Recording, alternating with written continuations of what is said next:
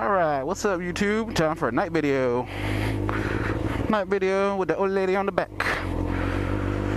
Oh yeah. A little chilly tonight. Stop sign, got a steep. Gonna ride. And sidewalk. Boop-a-doo. Right on the sidewalk, no bags. Boop boop.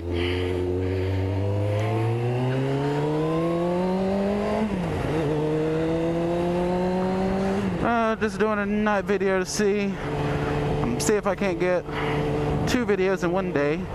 It's already kind of late, and the first video isn't even on the computer or edited, so we're gonna see. Can't make any promises, but definitely will be within this week. I'm gonna try and do like 2 videos a week, if not more, seeing that the bike is the main mode of transportation. I mean, I'll constantly be on it, so it ain't nothing to really bring a GoPro with me. I don't mind.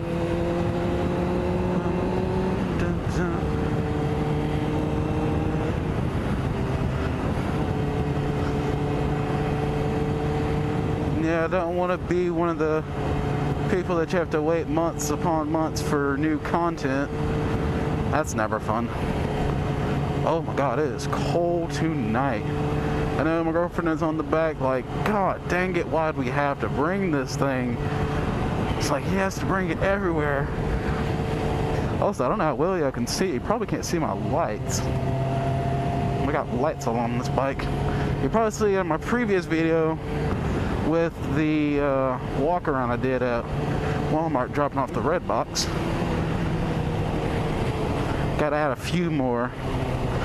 And you know, I mean, they look cool, but God's honest truth, the main reason we have, like, me and my buddy have them is just a little more visibility at night, because as anybody knows that rides motorcycles or like a scooter or anything like that, you will definitely know drivers at night or even during the day just can't see you. They act like it is just, I don't know, not their problem, I guess. They forget they're driving over 3,000 pounds of death, at least for me or anybody else on a bike. There you go.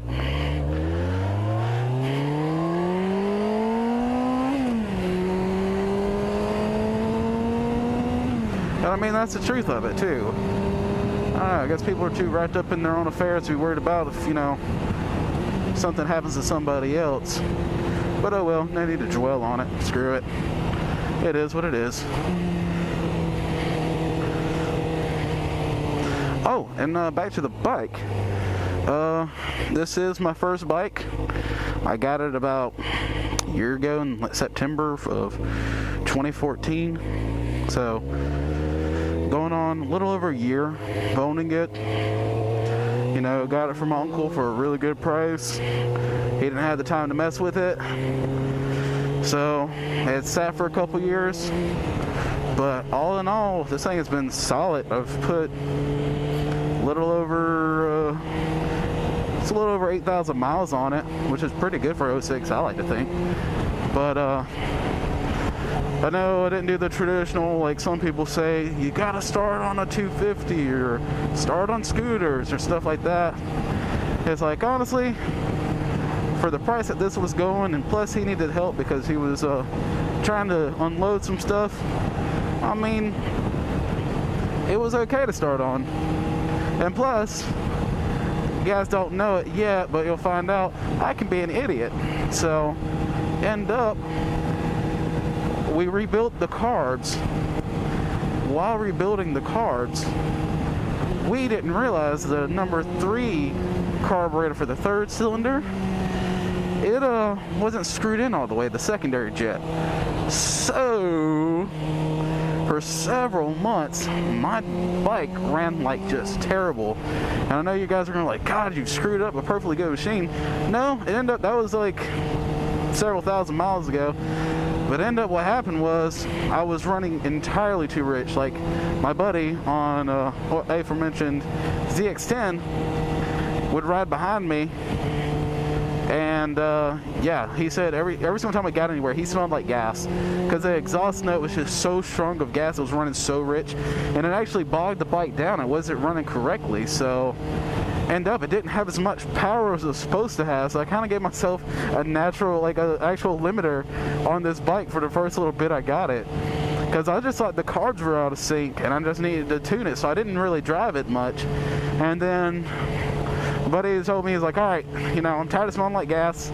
You know, your gas mileage is just crap. I mean, I was getting 50 miles on a full tank. And I mean, come on, anybody that knows a motorcycle, this is a little over a 4-gallon tank.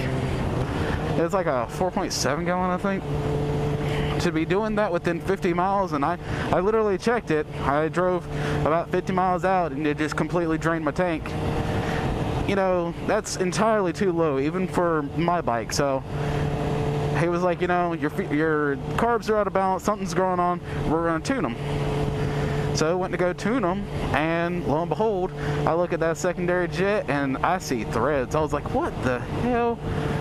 Screwed it back in. He's like, well, let's just test it. So we tested it out, and then, oh my god, the bike started running phenomenal. And I realized like how much power I had actually not had.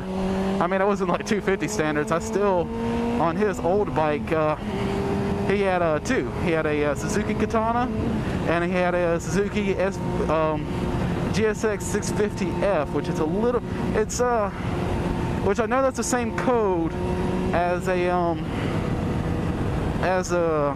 Katana, because they're the GSX 600F. But this was a fuel injected bike, and I had a little more power. It was a nice little bike too. That was his starter bike, matter of fact. Very nice bike, very clean. Oh, here we come to the dirt road. This is gonna be fun. Here we go. Boop. Turn the lights on, break. But yeah, end up I could run him down like no problem, but my bike would start to get tired at about 120, 130, or not even tired, like it just wouldn't do much after that, which that was indicated. Of course, I mean, you know, everybody knows motorcycle friggin' speedos are notorious for being off, just the worst. But, you know, indicated about 130, and it just wouldn't do much after that. After I got, so it wasn't a slow bike, but it wasn't fast as it should have been. And after we put the jets back in there correctly and bolted it all back up, and it started going, I mean, I took it down the road the first time and I hit a little piece of gravel from the jump and nearly, I fishtailed and nearly dropped it. So I definitely had to learn how to use the power again, because it just kind of freaked me out. And yet again, I know some people like clown me because it's just a 600. Why are you scared of it? Screw that. This is the fastest I've ever gone, man. So I have to say, learn on a 600. I don't mind it. I mean, it's not for everybody. I mean, if you want to start on 250, cool. You want to start on a scooter? Heck yeah. It don't matter. As long as you're on two wheels and enjoying it. So, but yeah, starting on a 600, I definitely think it's possible. I mean, I'm kind of proof to that, and there's many others. Do I think I could have done the same on a leader bike? Probably not. That's because, like I mentioned before, I could be an idiot. So, you know, I probably would have looped it like within a week of having it if I had a leader bike. Near the end of this video. Well, this is going to be Kaw'zki Rider signing off. Until next time, you know, please hit that subscribe button, maybe a like or two. Maybe tell your friends about me. Who knows? Maybe they'll like the content too. Maybe they won't. We won't know until you guys kind of get my name out there. So until next time, later YouTube.